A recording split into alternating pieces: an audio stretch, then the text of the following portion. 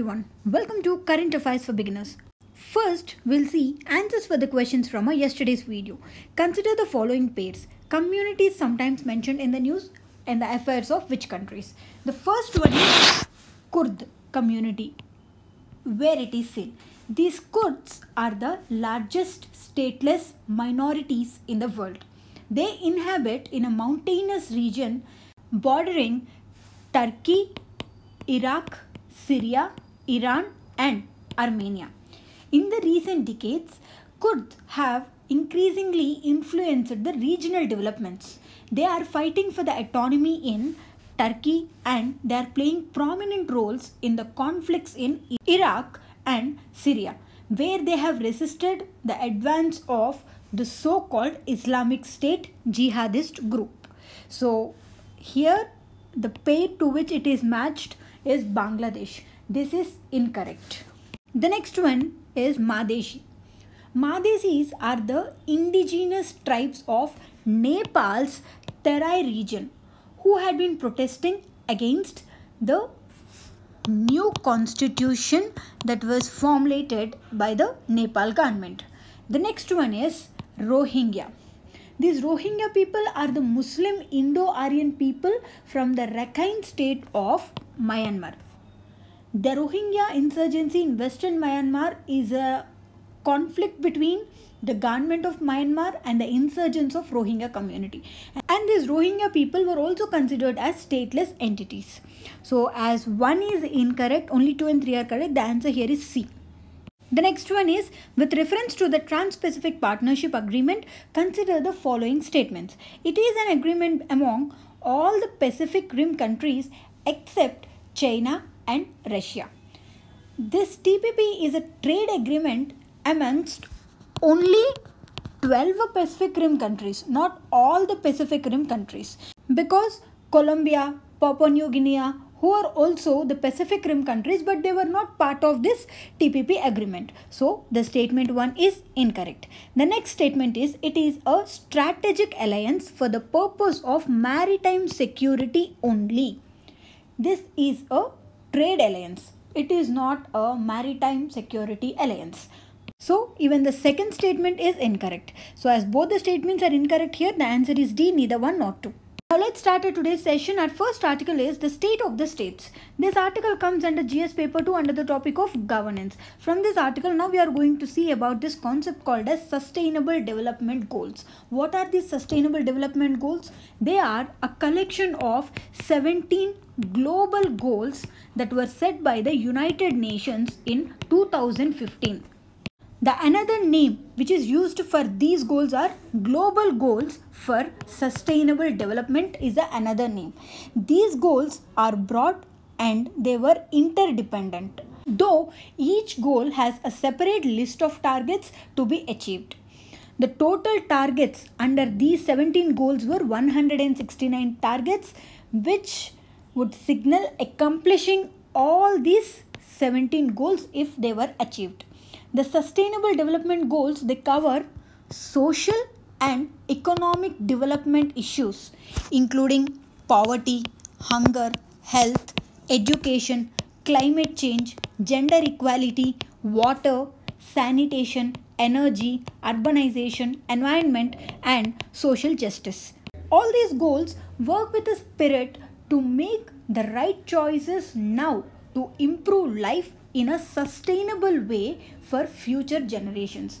These goals will provide clear guidelines and targets for all the countries to adopt in accordance with their own priorities and the environmental challenges of the world at large.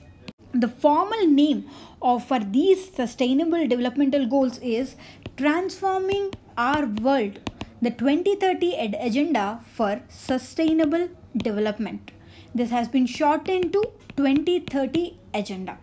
These goals were developed to succeed the Millennium Development Goals, which ended in 2015.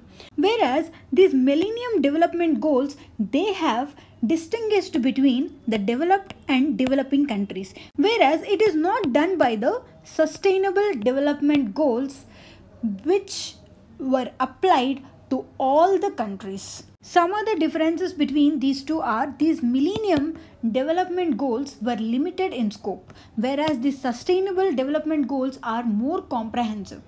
And the most important thing is the Sustainable Development Goals are zero goals. That is, they were designed to get zero hunger, zero poverty, and preventable child deaths and others, while these Millennium Development Goals were only able to get through halfway in ending hunger and poverty. These sustainable development goals, they not only concentrated on human development issues but also on water resources, environment, climate, along with peace building among the countries.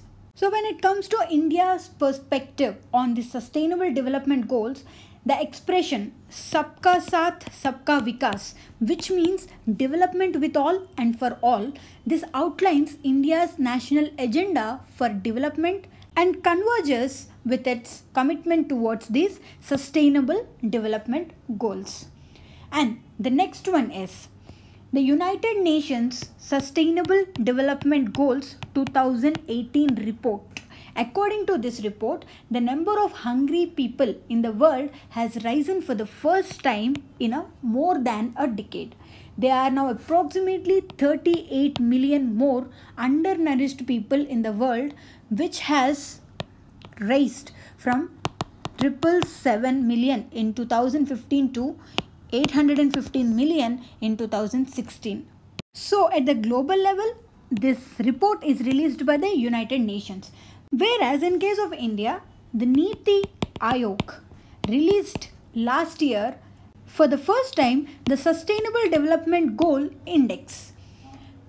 According to this index, Himachal Pradesh, Kerala and Tamil Nadu were ranked on top 3 positions, and they were on track to achieve these United Nations Sustainable Development Goals.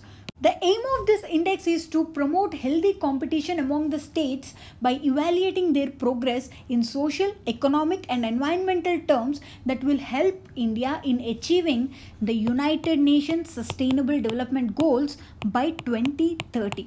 As per this index, Assam, Bihar and Uttar Pradesh are at the bottom of the rankings in this Niti Aayog Sustainable Development Goals Index. From the prelims point of view, we should have a better knowledge about these sustainable development goals. What are the 17 goals, and if there are any index or reports that were released regarding this. This is all what important. The next article is Everyone is Afraid of Data. From this article, we are going to see about an organization known as Employee Provident Fund Organization, EPFO. This comes under GS paper 2 under the topic of governance. Employee Provident Fund Organization is a statutory body of the Union Government that functions under the Ministry of Labour and Employment, headquartered in New Delhi. This is one of the largest social security organizations in India in terms of the volume of financial transactions that were undertaken and in terms of the number of the beneficiaries that were covered. And this organization is responsible for administering 3 schemes. One is compulsory contributory fund scheme and the other one is pension scheme of 1995. This is of 1952, and the other one is insurance scheme of 1976. The next article is IT unearths 20,000 crore Hawala racket in Delhi. This article comes under GS paper 3 under the topic of internal security. From this article, now we are going to see about a concept known as money laundering. What is meant by money laundering? It is the process of converting the large amounts of illegally obtained money into. It is a process of converting this illegal money into a legal money. That means showing the amount which we have obtained through illegal sources, but we are showing it, we have obtained that amount from a legitimate source. So this is the way how the black money is being converted into white money. The conversion of a black money into white money is nothing but money laundering, because here the black money involves crimes like violating the Indian Penal Code, Narcotics Prevention of Corruption Act and human trafficking. There are 3 different steps in money laundering. The first one is placement. this money is also considered as a dirty money. Dirty money, it will be in the form of cash. It will be inserted into a legitimate financial institution like a bank. And the next one is layering. This layering involves sending the money through various financial transactions to change its form and make it difficult to follow. This layering will consist of several bank-to-bank transfers, wire transfer between different accounts in different names in different countries by changing the money's currency and purchasing high-value items to change the form of the money. If you purchase gold with this money, you are converting the liquid cash into gold of same value. This is a process known as layering. Another concept is integration. At this integration stage, the money will re-enter into the mainstream economy but in a legitimate form. This will involve a final bank transfer into the account of a local business in which this money launderer wants to invest in exchange for a profit. At this point, the criminal can use the money without getting caught. So, we have been discussing about startups and we have been discussing about angel tax also. Why this angel tax was brought in is because to avoid this money laundering concept, to prevent this, because the money launderers, what they were doing is they had so much of black money and they are coming and investing in the risky models, in a risky business models of these startups. So to avoid these people, this angel tax was brought in. Then, what are the major initiatives that were taken to prevent money laundering? The first major initiative that was taken is by the United Nations to address this is the Financial Action Task Force. They have introduced this Financial Action Task Force, which is an intergovernmental body that was established in 1989 by the G7 summit in Paris. This was initially established to combat money laundering. Later, it was even given with the responsibilities to address this money laundering. This Financial Action Task Force will set the standards and it will promote effective implementation of legal, regulatory and operational measures for combating this money laundering, terrorist financing and other threats that were related to the integrity of international financial system. And it monitors the progress of its members in implementing the necessary measures, and it will review money laundering and terrorist financing techniques, and it will promote the adoption and implementation of appropriate measures across the world. Now try to answer this question. Which of the following statement is incorrect with regard to the Sustainable Development Goals? This is all for today, and you can access the notes for this video in our Law Excellence website. Thank you.